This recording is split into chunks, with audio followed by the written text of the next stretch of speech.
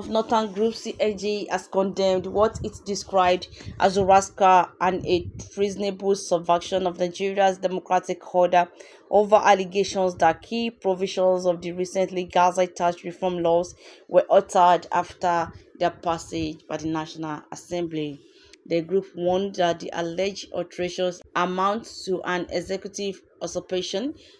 of legislative powers and called for the immediate suspension of the implementation of the tax laws, a full investigation, and the prosecution of all those involved. In a statement signed by its national coordinator, Comrade Jamilu Taranchi, the CNG said it was disturbing that tax reform bills, which were duly debated, subjected to public hearings, and passed by the legislature, were later doctored, rewritten, and gazetted as law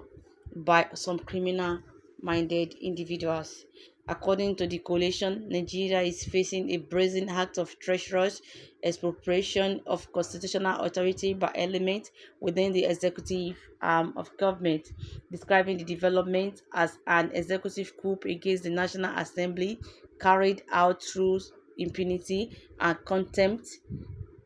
for the Constitution. The CNG said the alleged manipulation of the laws amounts to fraud, an economic ambush on the citizen, and a direct assault on democracy and its core values. It cited warnings by renowned constitutional lawyer Professor Awa Yadudu that such actions threaten constitutional governance, undermine the doctrine of separation of powers, and erode the credibility of the tax reform process, highlighting what it called alarming alteration. A review of the Nigerian Tax Administration Act alone exposes shocking discrepancies. The group demanded the immediate suspension of the implementation of all tax reform acts, including the proposed January 1st, 2026 takeoff day.